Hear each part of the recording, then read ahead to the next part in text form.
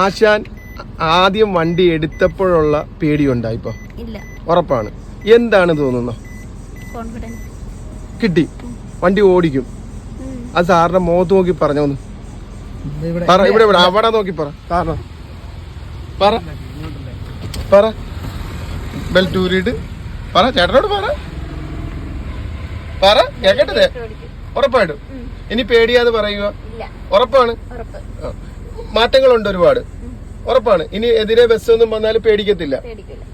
സാറേ കേട്ടല്ലോ? വിശ്വാസമായല്ലോ? ആ ഓക്കെ. ഇന്ന് നമ്മൾ വന്നിരിക്കുന്ന എറണാകുളം ജില്ലയിൽ നെല്ലാറയല്ല, നെല്ലാടിലാണ് വന്നിരിക്കുന്നത്.